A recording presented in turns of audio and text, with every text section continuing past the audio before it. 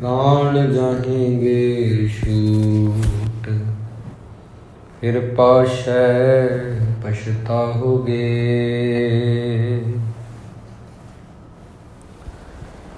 प्राण जाहेंगे छूट, मन की मैल न उतरै एह बिद। जे लख जतन कराए,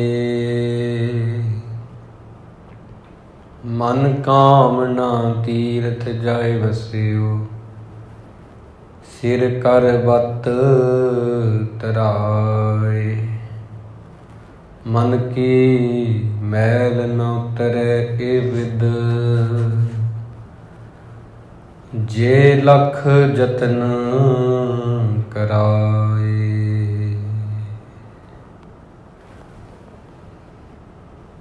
सम्मान योग गुरु की साजी हुई गुरु प्यारी संगत जी, गुरबाणी दी विचार आरंभ करन तो प्रथम सिमर फतेह प्रवान करनी जी। वाहिगुरु जी का खालसा, वाहिगुरु जी की फतेह। अज दा पावन मुख वाक गुरु अर्जन देव जी सतगुरु जी उन्हां दी रसना तो गायन कीता है, जो कि राग सोरठ दे विच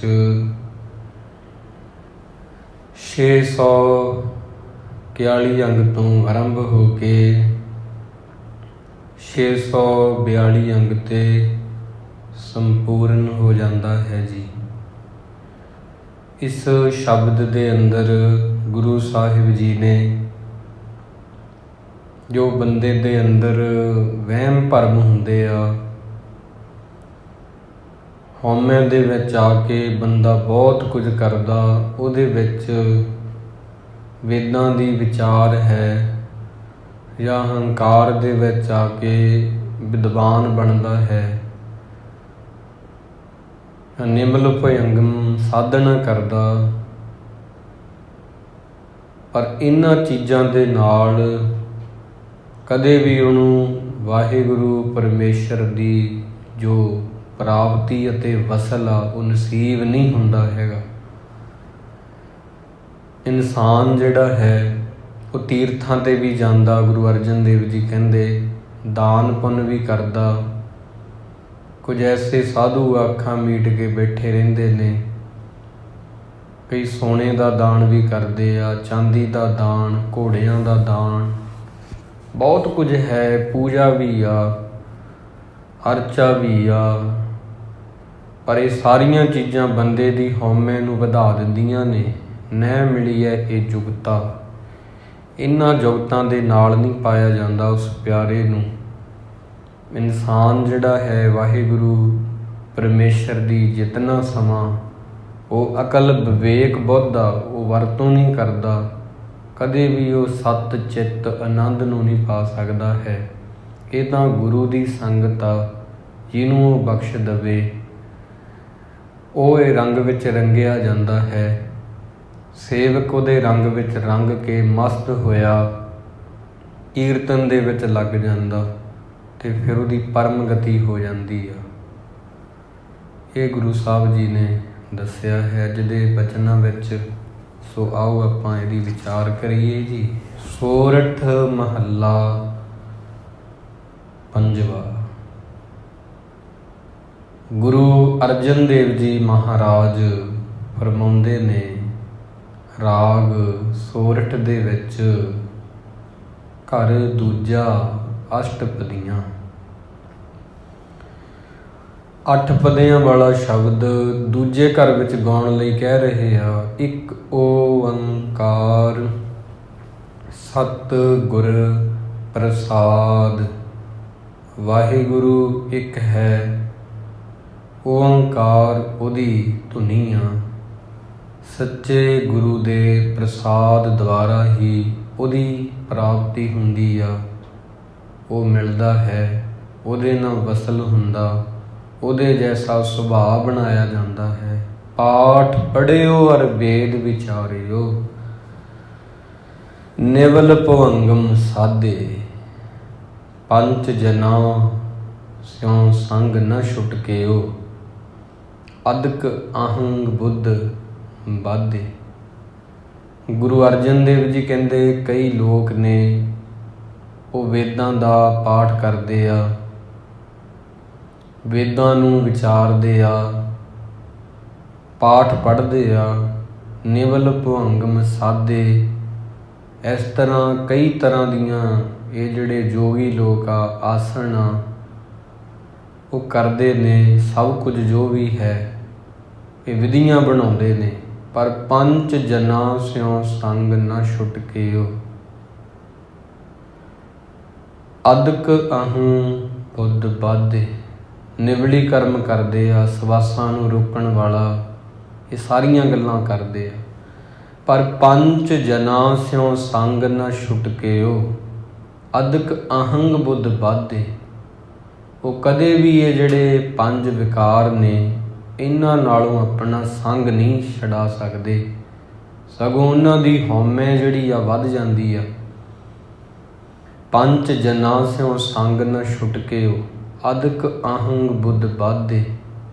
ਉਹ ਨਿੱਤ ਹੀ ਇਹਨਾਂ ਦੇ ਨਾਲ ਬੰਨੇ ਰਹਿੰਦੇ ਆ, ਵਿਕਾਰਾਂ ਦੇ ਨਾਲ। ਉਹਨਾਂ ਦਾ ਪਾਠ ਪੜ੍ਹਨਾ, ਉਹਨਾਂ ਦੀ ਵੇਦ ਦੀ ਵਿਚਾਰ ਕਰਨੀ, ਨਿਵਲ ਭਯੰਗਮ ਸਾਧਣਾ, ਇਹ ਆਸਣ ਜੇ ਕਰਨੇ ਜੋ ਕਰਦੇ ਆ ਜੋਗੀ ਲੋਕ, ਇਹਨਾਂ ਦੇ ਨਾਲ ਉਹਨਾਂ ਦੇ ਅੰਦਰ ਠੰਡ ਨਹੀਂ ਪੈਂਦੀ ਹੈ, ਟਿਕਾ ਨਹੀਂ ਆਉਂਦਾ ਮਨ ਨੂੰ।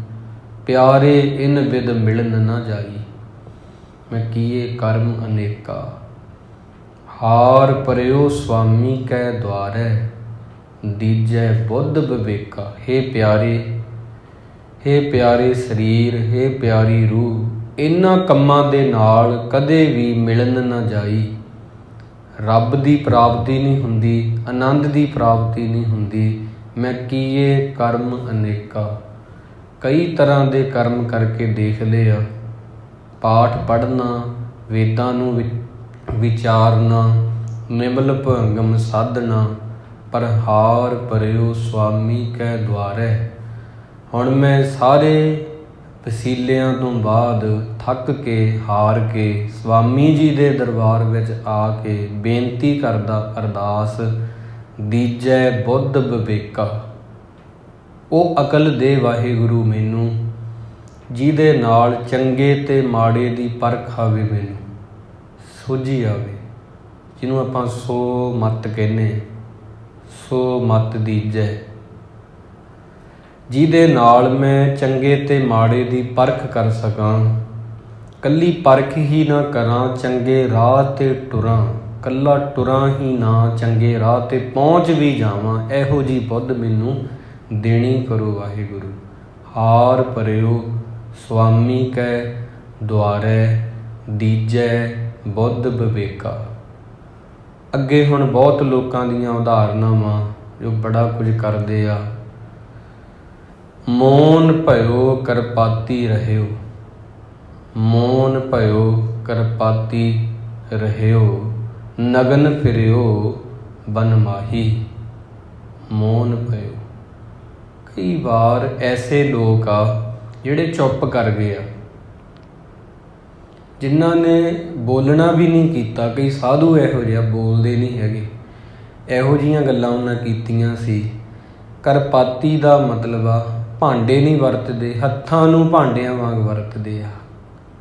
ਕਰਪਾਤੀ ਰਹਿਓ, ਨਗਨ ਫਿਰਿਓ ਬਨ ਮਾਹੀ। ਕਈ ਫਿਰ ਨਗਨ ਅਵਸਥਾ ਵਿੱਚ ਰਹਿੰਦੇ ਆ, ਐਸੇ ਸਾਧੂ ਹੈਗੇ ਆ। ਕੱਪੜੇ ਨਹੀਂ ਪਹਿਨਦੇ, ਪਰ ਤਟ ਤੀਰਥ ਸਭ ਧਰਤੀ ਭਰਮਿਓ, ਦੁਬਦਾ ਛੁਟਕੈ ਨਾਹੀ। ਇਹਨਾਂ ਚੀਜ਼ਾਂ ਦੇ ਨਾਲ ਉਹ ਤੀਰਥਾਂ 'ਤੇ ਵੀ ਜਾਂਦੇ ਆ, ਪਰ ਉਹਨਾਂ ਦੀ ਦੁਬਦਾ ਨਹੀਂ ਦੂਰ ਹੁੰਦੀ। ਚੁੱਪ ਵੀ ਰਹਿੰਦੇ ਆ, ਨਗਨ ਵੀ ਰਹਿੰਦੇ ਆ, ਭਾਂਡੇ ਵੀ ਨਹੀਂ ਵਰਤਦੇ। ਕਈ ਕਹਿੰਦੇ ਅਸੀਂ ਭਾਂਡੇ ਨਹੀਂ ਵਰਤਦੇ, ਅਸੀਂ ਤਾਂ ਜੀ ਹੱਥਾਂ 'ਤੇ ਹੀ ਪ੍ਰਸ਼ਾਦਾ ਛਕ ਲੈਂਦੇ ਹਾਂ, ਇੱਦਾਂ ਸਾਡਾ ਆਹਾਰ ਆ। ਤਾਂ ਇਹਨਾਂ ਗੱਲਾਂ ਦੇ ਨਾਲ, ਜਾਂ ਉਹ ਕਹਿੰਦੇ ਅਸੀਂ ਤੀਰਥਾਂ 'ਤੇ ਜਾਂਦੇ ਹਾਂ, ਗੰਗਾ ਜਾਂਦੇ ਹਾਂ, ਗਇਆ ਜਾਂਦੇ ਹਾਂ, ਤ੍ਰਿਵੇਣੀ ਜਾਂਦੇ ਹਾਂ, ਪ੍ਰਯਾਗਰਾਜ ਜਾਂਦੇ ਹਾਂ, ਦੁਬਿਧਾ ਛੁੱਟ ਕੇ ਨਾਹੀਂ। ਇਹਨਾਂ ਗੱਲਾਂ ਦੇ ਨਾਲ ਦੁਬਿਧਾ ਨਹੀਂ ਦੂਰ ਹੁੰਦੀ ਹੈਗੀ। ਮਨ ਕਾਮਨਾ ਤੀਰਥ ਜਾਏ ਵਸਿਓ, ਸਿਰ ਕਰ ਵੱਤ ਧਰਾਏ। ਮਨ ਕੀ ਮੈਲ ਨ ਉਤਰੈ ਇਹ ਵਿਦ, ਜੇ ਲੱਖ ਯਤਨ ਕਰਾਏ। ਮਨ ਬਹੁਤ ਕੁਝ ਕਾਮਨਾ ਕਰਦਾ, ਵਾਰ-ਵਾਰ ਤੀਰਥਾਂ 'ਤੇ ਜਾਂਦਾ, ਮਨ ਕੀ ਮੈਲ ਨ ਉਤਰੈ। ਇਹਨਾਂ ਗੱਲਾਂ ਦੇ ਨਾਲ ਮੈਲ ਨਹੀਂ ਉਤਰਦੀ, ਲੱਖ ਯਤਨ ਬੰਦਾ ਕਰ ਲਵੇ। ਕਨਕ ਕਾਮਣੀ ਹੈਵਰ ਗੈਵਰ, ਬਹੁਵਿਧ ਦਾਨ ਦਤਾਰਾ। ਸੋਨੇ ਦਾ ਦਾਨ, ਇਸਤਰੀ ਦਾ ਦਾਨ, ਬਹੁਤ ਤਰ੍ਹਾਂ ਦੇ ਦਾਨ ਬੰਦਾ ਕਰੇ। ਅੰਨ ਵਸਤਰ, ਅੰਨ ਦਾ ਦਾਨ, ਭੂਮ ਬਹੁ ਅਰਪੇ, ਜ਼ਮੀਨ ਦਾ ਦਾਨ, ਨਹਿ ਮਿਲੀਐ ਹਰ ਦੁਆਰਾ। ਇਕੱਲੇ ਦਾਨ ਦੇ ਨਾਲ ਵੀ ਉਹਦਾ ਦੁਆਰ ਨਸੀਬ ਨਹੀਂ ਹੁੰਦਾ ਵਾਹਿਗੁਰੂ ਦਾ। ਪੂਜਾ ਅਰਚਾ ਬੰਧਨ ਡੰਡੌਤ, ਖੱਟ ਕਰਮਾ ਰਤ ਰਹਿਤਾ। ਪੂਜਾ ਕਰਨੀ, ਅਰਚਾ ਕਰਨੀ, ਬੰਦਨਾ ਕਰਨੀ, ਡੰਡੌਤ ਕਰਨੀ, ਇਹ ਖੱਟ ਕਰਮ ਕਰਨੇ, ਇਹਨਾਂ ਨਾਲ ਹਉਮੈ ਆ ਜਾਂਦੀ ਆ। ਨਹਿ ਮਿਲੀ ਹੈ ਇਹ ਜੁਗਤਾ, ਜੁਗਤ ਇਹ ਨਹੀਂ ਰੱਬ ਨੂੰ ਪਾਉਣ ਦੀ ਜਾਂ ਆਨੰਦ ਵਾਲੀ। ਜੋਗ ਸਿੱਧ ਆਸਣ 84, ਇਹ ਵੀ ਕਰ ਕਰ ਰਹਿਆ। ਜੋਗੀਆਂ ਨੇ ਬਹੁਤ ਤਰ੍ਹਾਂ ਦੇ ਆਸਣ ਲਾਏ ਆ, 84 ਤਰ੍ਹਾਂ ਦੀਆਂ ਵਿਧੀਆਂ ਨੇ, ਇਹ ਵੀ ਕਰ ਕਰ ਰਹਿਆ, ਇਹ ਵੀ ਕਰਕੇ ਦੇਖਦੀਆਂ। ਵੱਡੀ ਆਰਜਾ ਫਿਰ ਜਨਮੈ, ਹਰ ਸਿਉ ਸੰਗ ਨਾ ਗਹਿਆ। ਵੱਡੀ ਉਮਰ ਉਹਨਾਂ ਨੇ ਕਰ ਲਈ ਆਪਦੀ, ਉਮਰ ਭਾਵੇਂ ਵੱਡੀ ਹੋ ਗਈ, ਪਰ ਫਿਰ ਵੀ ਵਾਰ-ਵਾਰ ਜੰਮਦੇ ਮਰਦੇ ਰਹੇ ਆ। ਰਾਜ ਲੀਲਾ ਰਾਜਨ ਕੀ ਰਚਨਾ, ਕਰਿਆ ਹੁਕਮ ਅਫਾਰਾ। ਸੇਜ ਸੋਹਣੀ ਚੰਦਨ ਚੋਆ, ਨਰਕ ਘੋਰ ਕਾ ਦੁਆਰਾ। ਪਰ ਅਸਲ ਲੀਲਾ ਉਹਨਾਂ ਨੇ ਵਾਹਿਗੁਰੂ ਪਰਮੇਸ਼ਰ ਦੀ ਸਮਝ ਹੀ ਨਹੀਂ ਹੈਗੀ, ਜਿਸ ਕਰਕੇ ਉਹ ਫਿਰ ਵਾਰ-ਵਾਰ ਇੱਥੇ ਭਟਕਦੇ ਰਹੇ ਆ। ਇਹ ਗੱਲ ਨੂੰ ਸਪਸ਼ਟ ਕਰਨ ਲਈ ਕਬੀਰ ਸਾਹਿਬ ਜੀ ਦਾ ਇੱਕ ਸ਼ਲੋਕ ਬੜਾ ਸੋਹਣਾ ਵਾ। ਜੇ ਇਹ ਨਾ ਸਮਝ ਆਵੇ ਤਾਂ ਉਹ ਸਮਝਾ ਦਿੰਦਾ ਹੈ ਸ਼ਲੋਕ ਪੂਰਨ ਤੌਰ 'ਤੇ ਭਗਤ ਸਾਹਿਬ ਜੀ ਦਾ। ਕਹਿੰਦੇ ਨੇ ਕਬੀਰ, ਗੰਗਾ ਤੀਰ ਜੋ ਘਰ ਘਰ ਹੈ, ਪੀਵੈ ਨਿਰਮਲ ਨੀਰ। ਬਿਨ ਹਰ ਭਗਤ ਨ ਮੁਕਤ ਹੋਏ, ਇਉਂ ਕਹਿ ਰਮੇ ਕਬੀਰ। ਭਗਤ ਕਬੀਰ ਜੀ ਕਹਿੰਦੇ, ਲੋਕ ਇਹ ਕਹਿੰਦੇ ਆ ਤੀਰਥਾਂ 'ਤੇ ਜਾ ਕੇ ਦਾਨ ਪੁੰਨ ਕਰਨ ਦੇ ਨਾਲ ਬੰਦਾ ਮੁਕਤ ਹੋ ਜਾਂਦਾ। ਕਹਿੰਦੇ ਤੀਰਥਾਂ 'ਤੇ ਜਾਣ ਦੀ ਗੱਲ ਛੱਡੋ, ਮੈਂ ਤੁਹਾਨੂੰ ਇਹ ਕਹਿਣਾ, ਗੰਗਾ ਤੀਰ ਜੋ ਘਰ ਘਰੇ। ਤੀਰ ਦੇ ਅਰਥ ਆ ਕੰਢਾ, ਕਿਨਾਰਾ, ਨਦੀ ਦਾ ਕਿਨਾਰਾ। ਕਹਿੰਦੇ ਤੁਸੀਂ ਕਹਿੰਦੇ ਆ ਬੰਦਾ ਮਹੀਨੇ ਬਾਅਦ ਜਾਵੇਗਾ, 2 ਮਹੀਨੇ ਜਾਵੇਗਾ। ਮੈਂ ਇਹ ਆਖਦਾ ਹਾਂ, ਜੇ ਬੰਦਾ ਗੰਗਾ ਦੇ ਕਿਨਾਰੇ, ਗੰਗਾ ਨਦੀ ਦੇ ਕਿਨਾਰੇ ਘਰ ਬਣਾ ਲਵੇ, ਪੱਕਾ ਹੀ ਡੇਰਾ ਉੱਥੇ ਲਾ ਲਵੇ, ਆਵੇ ਹੀ ਨਾ ਕਦੇ। ਗੰਗਾ ਤੀਰ ਜੋ ਘਰ ਘਰੇ, ਤੇ ਪੀਵੈ ਨਿਰਮਲ ਨੀਰ, ਉੱਥੋਂ ਦਾ ਨਿਰਮਲ ਪਾਣੀ ਵੀ ਪੀਵੇ, ਗੰਗਾ ਦਾ ਜਿਹੜਾ ਜਲ ਆ ਉਹ ਵੀ ਪੀ ਚੱਲੇ। ਬਿਨ ਹਰ ਭਗਤ ਨ ਮੁਕਤ ਹੋਏ, ਇਉਂ ਕਹਿ ਰਮੇ ਕਬੀਰ। ਪਰ ਇਹਨਾਂ ਗੱਲਾਂ ਦੇ ਨਾਲ ਰੱਬ ਦੀ ਬੰਦਗੀ ਕੀਤੇ ਤੋਂ ਬਿਨਾਂ ਕਦੇ ਛੁਟਕਾਰਾ ਨਹੀਂ ਹੋ ਸਕਦਾ। ਬਿਨ ਹਰ ਭਗਤ ਨ ਮੁਕਤ ਹੋਏ। ਗੰਗਾ ਦੇ ਕਿਨਾਰੇ ਤੁਸੀਂ ਘਰ ਬਣਾ ਲਓ, ਨਿੱਤ ਗੰਗਾ ਦਾ ਪਾਣੀ ਪੀ ਲਓ, ਨਿੱਤ ਨਹਾ ਲਓ, ਪਰ ਜਦੋਂ ਤੱਕ ਤੁਸੀਂ ਉਹਦੀ ਬੰਦਗੀ ਨਹੀਂ ਕਰਦੇ, ਬਿਨ ਹਰ ਭਗਤ ਨ ਮੁਕਤ ਹੋਏ, ਇਉਂ ਕਹਿ ਰਮੇ ਕਬੀਰ। ਕਬੀਰ ਇਸ ਗੱਲ ਜੀ ਕਹਿੰਦੇ ਆ ਭਗਤ ਜੀ ਕਿ ਇਵੇਂ ਨਹੀਂ ਗੱਲ ਬਣੇਗੀ। ਹਾਂ, ਇਵੇਂ ਜ਼ਰੂਰ ਹੋ ਜਾਂਦਾ। ਅੱਗੇ ਫਿਰ ਪੂਰੀ ਕਰਦੇ ਆ ਪੰਕਤੀ, ਕਬੀਰ ਮਨ ਨਿਰਮਲ ਭਇਆ, ਜੈਸਾ ਗੰਗਾ ਨੀਰ। ਗੰਗਾ ਦੇ ਕਿਨਾਰੇ ਰਹਿ ਕੇ, ਗੰਗਾ 'ਚ ਨਹਾ ਕੇ ਮੈਂ ਇੱਦਾਂ ਪਾਕ ਤਾਂ ਨਹੀਂ ਹੋਇਆ, ਪਵਿੱਤਰ ਨਹੀਂ ਹੋਇਆ, ਪਰ ਹਾਂ ਰੱਬ ਦੀ ਬੰਦਗੀ ਕਰਕੇ ਮੇਰਾ ਮਨ ਗੰਗਾ ਬਣ ਗਿਆ, ਗੰਗਾ ਦੇ ਪਾਣੀ ਵਰਗਾ ਹੋ ਗਿਆ।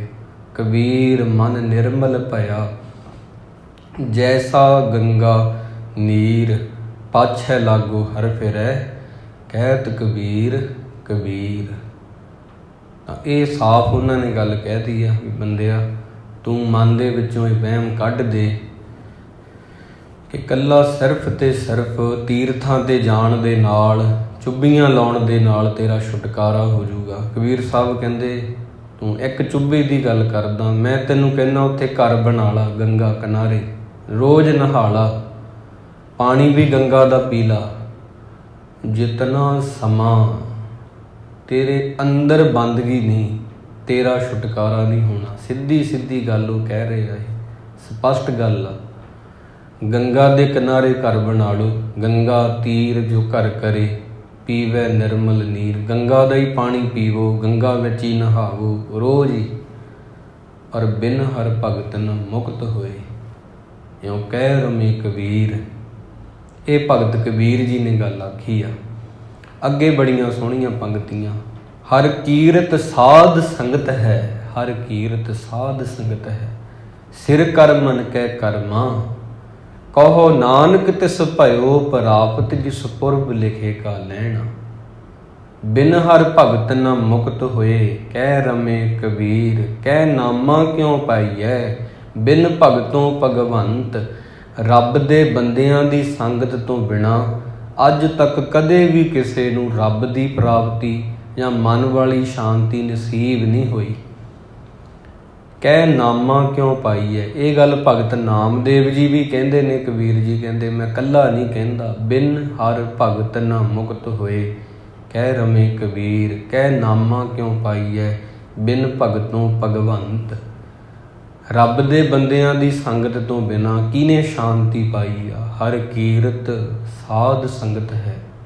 ਅਸਲੀ ਗੱਲ ਸਾਧ ਸੰਗਤ ਆ, ਤੀਰਥਾਂ 'ਤੇ ਜਾਣਾ ਨਹੀਂ ਹੈਗਾ। ਅਸਲੀ ਗੱਲ ਗੁਰੂ ਦੀ ਸੰਗਤ ਹੈ। ਸਿਰ ਕਰਮਨ ਕੈ ਕਰਮਾ, ਕਹੋ ਨਾਨਕ ਤਿਸ ਭਇਓ ਪ੍ਰਾਪਤ। ਪਰ ਇਹ ਮਿਲਦੀ ਉਹਨੂੰ ਆ ਸੰਗਤ ਜਿਸ ਪੁਰਬ ਲਿਖੇ ਕਾ ਲੈਣਾ। ਜਿਹਦੇ ਪੂਰਵਲੇ ਕਰਮ ਚੰਗੇ ਸੀ ਜਾਂ ਜਿਹਦੇ 'ਤੇ ਕਿਰਪਾ ਹੋਈ ਆ ਗੁਰੂ ਨਾਨਕ ਦੀ, ਤੇਰੋ ਸੇਵਕ ਇਹ ਰੰਗ ਮਾਤਾ। ਤੇਰਾ ਜਿਹੜਾ ਸੇਵਕ ਆ ਵਾਹਿਗੁਰੂ, ਉਹ ਇਹ ਰੰਗ ਦੇ ਵਿੱਚ ਮਸਤ ਹੋ ਜਾਂਦਾ ਸਾਧ ਸੰਗਤ ਵਿੱਚ।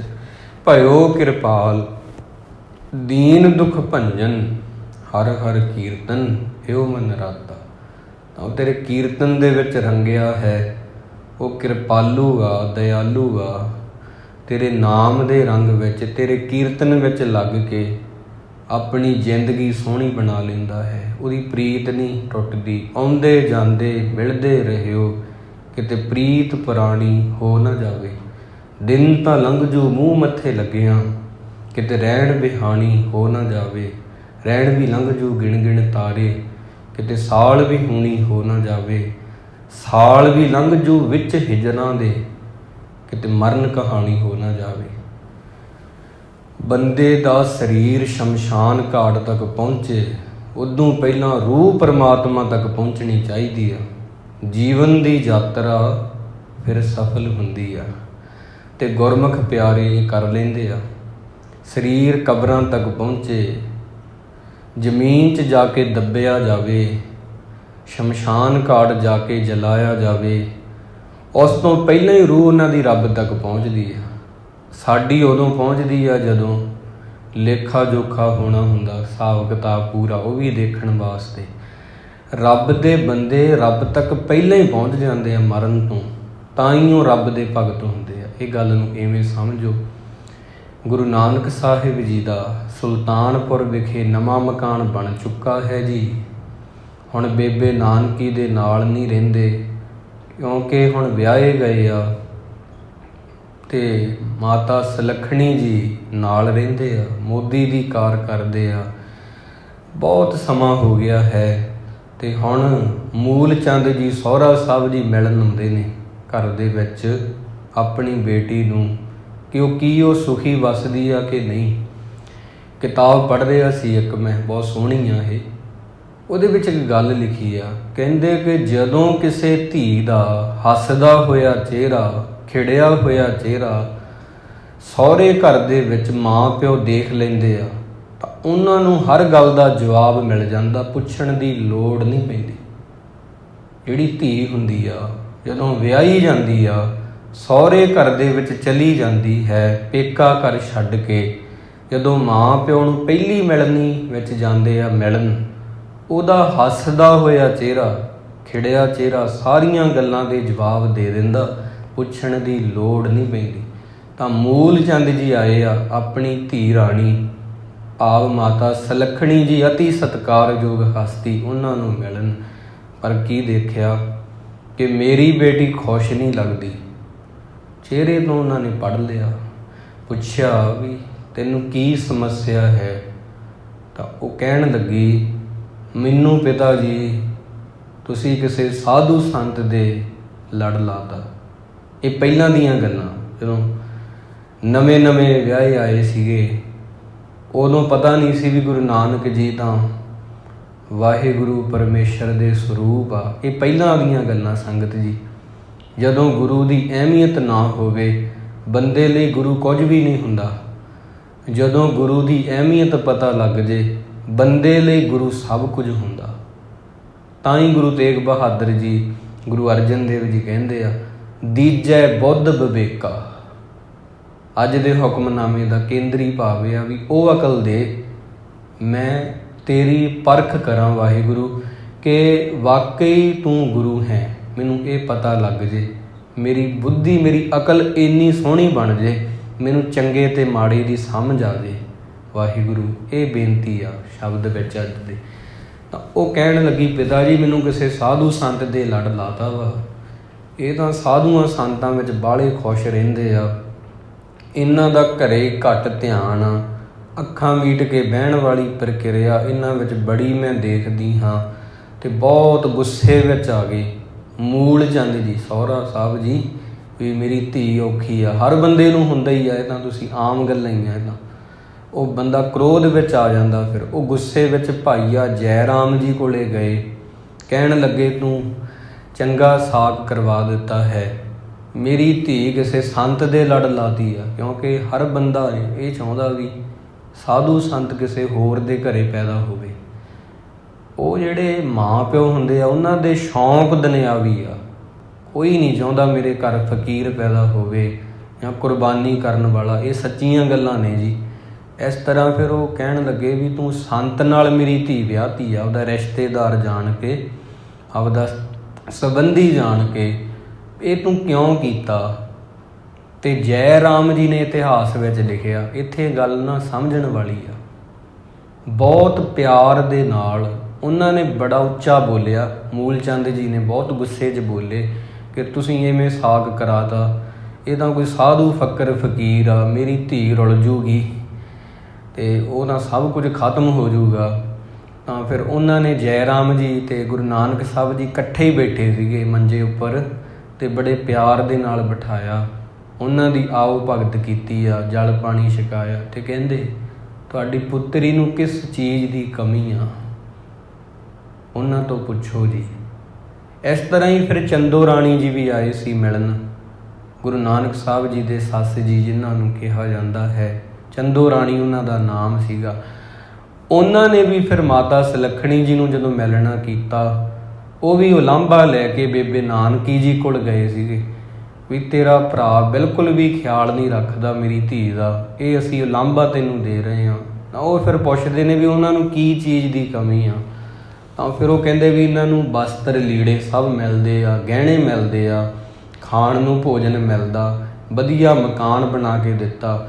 ਤਾਂ ਫਿਰ ਉਹ ਕਹਿੰਦੇ ਨੇ ਇਹ ਚੀਜ਼ਾਂ ਇਕੱਲੀਆਂ ਨਹੀਂ ਨਾ ਹੁੰਦੀਆਂ, ਇਹ ਪਹਿਲਾਂ ਦੀ ਅਵਸਥਾ ਵਾ, ਇਹ ਇਮਤਿਹਾਨ ਸੀਗਾ ਕਿ ਇਸਤਰੀ ਨੂੰ ਵਿਆਹ ਕੇ ਲੈ ਆਓ, ਉਹਨੂੰ ਭੋਜਨ ਵਧੀਆ ਦੇ ਦਿਓ, ਕੱਪੜੇ ਵਧੀਆ ਦੇ ਦਿਓ, ਪਰ ਜਦੋਂ ਤੱਕ ਪਤੀ ਉਹਦੇ ਮਨ ਦੀ ਭਾਵਨਾ ਨਹੀਂ ਸਮਝਦਾ ਤਾਂ ਉਹਨੂੰ ਲੱਗਦਾ ਵੀ ਕੁਝ ਵੀ ਨਹੀਂ ਮੇਰਾ ਭਾਵ ਬਣਿਆ ਇੱਥੇ ਆ ਕੇ, ਉਹ ਨਿਰਾਸ਼ ਹੋ ਜਾਂਦੀ ਆ। ਇਹ ਸਮਾਂ ਫਿਰ ਮਾਤਾ ਸੁਲੱਖਣੀ ਜੀ 'ਤੇ ਬੀਤਿਆ ਵਾ।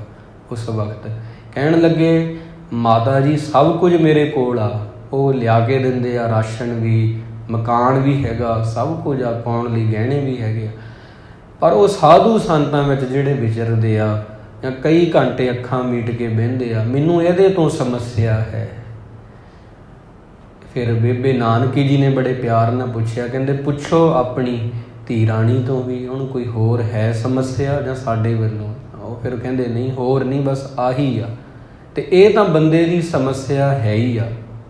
ਜਿਹੜੀ ਚੀਜ਼ ਅਸੀਂ ਕਰ ਨਹੀਂ ਪਾਉਂਦੇ, ਜਦੋਂ ਦੂਜਾ ਸਾਡੇ ਤੋਂ ਅੱਗੇ ਲੰਘ ਜਾਂਦਾ ਹੈ ਤਾਂ ਸਮੱਸਿਆ ਬਣ ਜਾਂਦੀ ਹੈ।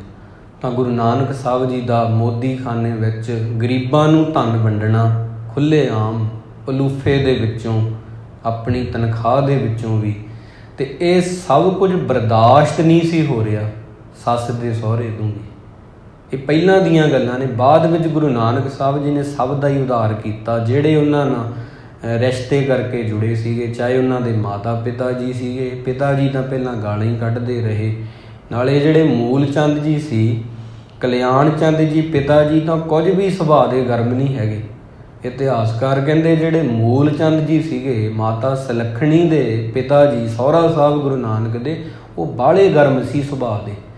ਜਦੋਂ ਫਿਰ ਉਹ ਮੰਜੇ 'ਤੇ ਬੈਠੇ ਆ, ਉੱਚੀ ਉੱਚੀ ਦੂਰੋਂ ਹੀ ਬੋਲਣ ਲੱਗ ਗਏ ਦੇਖ ਕੇ ਕਿ ਜੈ ਰਾਮ ਤੂੰ ਮੈਨੂੰ ਖੁਆਰ ਕਰਤਾ, ਮੇਰੀ ਧੀ ਦਾ ਸਾਕ ਇੱਕ ਸੰਤ ਨਾ ਕਰਤਾ। ਅੱਗੋਂ ਉਹਨਾਂ ਨੇ ਵਾਪਸੀ ਵਿੱਚ ਸੰਤ ਨਾ ਛੱਡੈ ਸੰਤ ਹੀ, ਸੁਭਾਅ ਨਹੀਂ ਛੱਡਿਆ। ਜੈ ਰਾਮ ਨੇ ਬਦਲੇ 'ਚ ਗਾਲਾਂ ਨਹੀਂ ਕੱਢੀਆਂ, ਪਿਆਰ ਨਾਲ ਬਿਠਾ ਕੇ ਜਲ ਪਾਣੀ ਛਕਾ ਕੇ ਆਖਿਆ ਆਪਾਂ ਬਹਿ ਕੇ ਹੱਲ ਕਰ ਲੈਂਦੇ ਜਿਹੜੀ ਗੱਲ ਆ। ਸੁਭਾਅ ਨਹੀਂ ਛੱਡਿਆ ਵੀ ਇੱਕ ਬੰਦਾ ਗਾਲਾਂ ਕੱਢ ਰਿਹਾ। ਇਹ ਇਤਿਹਾਸ ਦੀਆਂ ਸਾਖੀਆਂ ਜੋ ਸਿੱਖਣ ਦੀ ਲੋੜ ਹੁੰਦੀ ਆ। ਉਹ ਬਦਲੇ 'ਚ ਕੁਝ ਨਹੀਂ ਬੋਲੇ, ਠੰਡੇ ਮਤੇ ਨਾਲ ਬੋਲੇ ਆ। ਅਤੇ ਜਦੋਂ ਉਹ ਠੰਡੇ ਮਤੇ ਨਾਲ ਬੋਲੇ ਫਿਰ ਉਹ ਵੀ ਸ਼ਾਂਤ ਹੋ ਗਏ ਸੀਗੇ। ਤਾਂ ਉਹਨਾਂ ਨੂੰ ਸਮਝਾਇਆ ਭਾਈ ਇਹ ਤਾਂ ਇੱਦਾਂ ਦਾ ਸੁਭਾਅ, ਬਸ ਤੁਸੀਂ ਵਿਸ਼ਵਾਸ ਰੱਖੋ ਇਹਨਾਂ 'ਤੇ, ਜੋ ਕਰਨਗੇ ਠੀਕ ਕਰਨਗੇ। ਤਾਂ ਹਾਰ ਪਰਿਓ ਸੁਆਮੀ ਕੈ ਦੁਆਰੈ, ਦੀਜੈ ਬੁੱਧ ਵਿਵੇਕਾ। ਪਾਠ ਪੜ੍ਹਿਓ ਅਰ ਵੇਦ ਵਿਚਾਰਿਓ, ਨਿਵਲ ਭੁਅੰਗਮ ਸਾਧੇ। ਪੰਜ ਜਨਾਂ ਸਿਉ ਸੰਗ ਨ ਛੁਟਕਿਓ, ਅਦਕ ਅਹੰਗ ਬੁੱਧ ਬਾਧੇ। ਜਿੰਨਾ ਕੁਝ ਤੁਸੀਂ ਮਰਜ਼ੀ ਕਰ ਲਓ, ਪਾਠ ਪੜ੍ਹ ਲਓ, ਵੇਦ ਵਿਚਾਰ ਲਓ, ਨਿਵਲ ਭੁਅੰਗਮ ਸਾਧ ਲਓ, ਤੀਰਥ ਸਭ ਧਰਤੀ ਭ੍ਰਮਿਓ, ਦੁਬਦਾ ਛੁਟਕੈ ਨਾਹੀ। ਸਭ ਕੁਝ ਕਰ ਲਓ। ਕਬੀਰ ਸਾਹਿਬ ਦੇ ਕਹਿਣ ਵਾਂਗੂ ਤੁਸੀਂ ਗੰਗਾ ਦੇ ਕਿਨਾਰੇ ਘਰ ਪਾ ਲਓ, ਇਦੋਂ ਉੱਪਰ ਨਹੀਂ ਉਹ ਕਹਿੰਦੇ ਕੁਝ ਹੋ ਸਕਦਾ। ਜੇ ਤੁਸੀਂ ਮੰਨਦੇ ਹੋ ਕਬੀਰ ਗੰਗਾ ਤੀਰ ਜੋ ਘਰ ਕਰ ਹੈ, ਗੰਗਾ ਦੇ ਕਿਨਾਰੇ ਜਾ ਕੇ ਮਕਾਨ ਬਣਾ ਲਓ, ਪੱਕਾ ਹੀ ਡੇਰਾ ਲਾ ਲਓ। ਲੋਕ ਜਾਂਦੇ ਆ 6 ਮਹੀਨੇ, ਪੀਵੈ ਨਿਰਮਲ ਨੀਰ। ਤੁਸੀਂ ਪਾਣੀ ਵੀ ਗੰਗਾ ਦਾ ਪੀ ਚੱਲੋ, ਪਰ ਇਹ ਗੱਲ ਚੇਤੇ ਰੱਖਿਓ ਬਿਨ ਹਰ ਭਗਤ ਨ ਮੁਕਤ ਹੋਏ। ਕਿਉਂ ਕਹਿ ਰਮੇ ਕਬੀਰ, ਬੰਦਗੀ ਬਿਨਾਂ ਚਾਹੇ ਗੰਗਾ ਦੇ ਕਿਨਾਰੇ ਰਹਿ ਰਹੇ ਹੋ, ਬੰਦਗੀ ਬਿਨਾਂ ਚਾਹੇ ਕਾਂਸ਼ੀ ਵਿੱਚ ਰਹਿ ਰਹੇ ਹੋ, ਮੁਕਤੀ ਕੋਈ ਨਹੀਂ ਮਿਲਣੀ। ਗੰਗਾ ਦੇ ਕਿਨਾਰੇ ਰਹਿ ਕੇ ਵੀ ਬੰਦਗੀ ਦੀ ਲੋੜ ਪੈਂਦੀ ਹੈ। ਹਾਂ ਇਹ ਜ਼ਰੂਰ ਹੋ ਜਾਂਦਾ ਬੰਦਗੀ ਕਰਨ ਵਾਲਿਆਂ ਦਾ ਮਨ, ਕਬੀਰ ਮਨ ਨਿਰਮਲ ਭਇਆ ਜੈਸਾ ਗੰਗਾ ਨੀਰ। ਉਹ ਗੰਗਾ ਦੇ ਪਾਣੀ ਵਰਗਾ ਹੋ ਜਾਂਦਾ। ਗੰਗਾ ਦੇ ਪਾਣੀ ਕੋਲ ਰਹਿ ਕੇ ਜ਼ਰੂਰੀ ਨਹੀਂ ਬੰਦਾ ਮੁਕਤ ਹੋ ਜੇ, ਪਰ ਬੰਦਗੀ ਕਰਨ ਨਾਲ ਬੰਦਾ ਜਿਹੜਾ ਹੈ ਉਹ ਗੰਗਾ ਦੇ ਪਾਣੀ ਵਰਗਾ ਨਿਰਮਲ ਹੋ ਜਾਂਦਾ। ਕਬੀਰ ਮਨ ਨਿਰਮਲ ਭਇਆ। ਇਹ ਉਦੋਂ ਦੀਆਂ ਗੱਲਾਂ ਜਦੋਂ ਗੰਗਾ ਦਾ ਪਾਣੀ ਸਾਫ਼ ਸੀਗਾ ਪਿਆਰਿਓ। ਅੱਜ ਉਹਦਾ ਬਹੁਤ ਬੁਰਾ ਹਾਲ ਹੈ, ਉਹ ਦੂਸ਼ਿਤ ਹੋ ਚੁੱਕਾ। ਕਬੀਰ ਮਨ ਨਿਰਮਲ ਭਇਆ, ਕਬੀਰ ਦਾ ਮਨ ਵੀ ਨਿਰਮਲ ਹੋ ਗਿਆ। ਜੈਸਾ ਗੰਗਾ ਨੀਰ, ਜਿਵੇਂ ਗੰਗਾ ਦਾ ਪਾਣੀ। ਉਹ ਕਿਵੇਂ ਹੋ ਗਿਆ? ਬੰਦਗੀ ਕਰਕੇ। ਜਿਨ੍ਹਾਂ ਨੇ ਗੰਗਾ ਦੇ ਕਿਨਾਰੇ ਘਰ ਬਣਾਏ ਸੀਗੇ, ਉਹਨਾਂ ਨੇ ਬੰਦਗੀ ਨਹੀਂ ਕੀਤੀ, ਉਹ ਨਹੀਂ ਸਹੀ ਬਣੇ ਉਹਨਾਂ ਦੇ ਮਨ ਕਾਲੇ ਹੀ ਆ। ਸਾਕਤ ਕਾਰੀ ਕਾਂਬਰੀ, ਧੋਏ ਹੋਏ ਨਾ ਸੇਤ। ਕਬੀਰ ਸਾਹਿਬ ਜੀ ਕਹਿੰਦੇ ਕਾਲੇ ਰੰਗ ਦਾ ਕੰਬਲ ਹੋਵੇ, ਧੋ ਦਿਓ ਉਹਨੂੰ ਸਵੇਰੇ, ਦੁਪਹਿਰੇ, ਸ਼ਾਮੀ, ਰੋਜ਼ ਧੋ ਲਓ, ਉਹ ਚਿੱਟਾ ਨਹੀਂ ਹੋਵੇਗਾ। ਕਈ ਬੰਦੇ ਇੱਦਾਂ ਦੇ ਹੀ ਰੱਬ ਨੂੰ ਹੁੰਦੇ ਆ। ਜਿਹਨੂੰ ਰੱਬ ਨੇ ਮੂਰਖ ਬਣਾਤਾ ਉਹਨੂੰ ਤੁਸੀਂ ਸਿਆਣਾ ਬਣਾ ਹੀ ਨਹੀਂ ਸਕਦੇ। ਅਸਲ ਵਿੱਚ ਉਹ ਕਹਿ ਰਹੇ ਜਿਸ ਬੰਦੇ ਨੂੰ ਰੱਬ ਨੇ ਹੀ ਮੂਰਖ ਬਣਾਇਆ ਹੋਵੇ ਉਹਨੂੰ ਤੁਸੀਂ ਜਿੰਨਾ ਮਰਜ਼ੀ ਜ਼ੋਰ ਲਾ ਲਓ, ਉਹ ਸਿਆਣਾ ਨਹੀਂ ਬਣ ਸਕੇਗਾ। ਕਿਉਂਕਿ ਨਾ ਕੋ ਮੂਰਖ ਨਾ ਕੋ ਸਿਆਣਾ, ਵਰਤੈ ਸਭ ਕਿਛ ਤੇਰਾ ਭਾਣਾ। ਸਾਨੂੰ ਲੱਗਦਾ ਮੂਰਖ ਆ, ਇਹ ਸਿਆਣਾ, ਇਹ ਭਾਣਾ ਹੈ, ਉਹਦਾ ਰਾਜਾ ਹੈ। ਇਹ ਮਹਾਰਾਜ ਨੇ ਦੱਸਿਆ। ਤਾਂ ਥੋੜ੍ਹਾ ਜਿਹਾ ਬੰਦਗੀ ਵੱਲ ਜ਼ਰੂਰ ਆਓ ਗੁਰਸਿੱਖ ਪਿਆਰਿਓ। ਇਹ ਨਾ ਹੋਵੇ ਕਿ ਇਹ ਦਿਨ ਲੰਘ ਜੇ, ਸਾਲ ਲੰਘ ਜੇ, ਉਮਰ ਲੰਘ ਜੇ ਅਤੇ ਉਹ ਦਿਨ ਫਿਰ ਨੇੜੇ ਆ ਜਾਵੇ, ਜਿਹਨੂੰ ਮਰਨ ਕਹਾਣੀ ਆਪਾਂ ਕਹਿੰਦੇ ਹਾਂ, ਫਿਰ ਉਹ ਖਤਮ ਨਾ ਹੋ ਜੇ। ਤਾਂ ਆਉਂਦੇ ਜਾਂਦੇ ਮਿਲਦੇ ਰਹਿਓ, ਕਿਤੇ ਪ੍ਰੀਤ ਪੁਰਾਣੀ ਹੋ ਨਾ ਜਾਵੇ।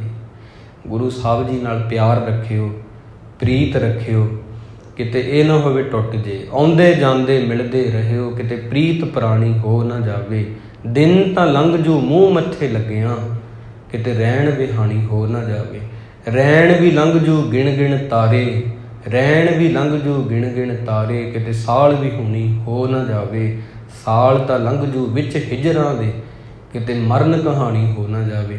ਕਿਤੇ ਨਾ ਉਹ ਨਾ ਹੋਵੇ ਘੜਿਆਲ ਵੱਜ ਜੇ ਉੱਧਰੋਂ ਅਤੇ ਇੱਧਰ ਬੰਦਗੀ ਨਾ ਹੋਵੇ ਅੰਦਰ, ਅਤੇ ਉਹ ਮਰਨ ਕਹਾਣੀ ਹੋ ਜੇ। ਸਰੀਰ ਚੱਕ ਕੇ ਸ਼ਮਸ਼ਾਨ ਘਾਟ ਪਹੁੰਚਾ ਦੇਣ ਲੋਕ ਪਰਿਵਾਰ ਦੇ ਮੈਂਬਰ, ਅਤੇ ਰੂਹ ਰੱਬ ਤੱਕ ਨਾ ਪਹੁੰਚੇ, ਫਿਰ ਗੱਲ ਨਹੀਂ ਬਣਦੀ। ਇਹ ਮਹਾਰਾਜ ਨੇ ਦੱਸਿਆ। ਹਾਰ ਪਰਿਓ ਸੁਆਮੀ ਕੈ ਦੁਆਰੈ, ਦੀਜੈ ਬੁੱਧ ਵਿਵੇਕਾ। ਅੱਜ ਦੇ ਦੀਵਾਨ ਵਿੱਚ ਇਤਨਾ ਹੀ। ਆਓ 2 ਮਿੰਟ ਵਾਹਿਗੁਰੂ ਜੀ ਦਾ ਨਾਮ ਜਪੀਏ ਅਤੇ ਵਾਹਿਗੁਰੂ ਦੇ ਚਰਨਾਂ ਵਿੱਚ ਜੁੜੀਏ ਜੀ।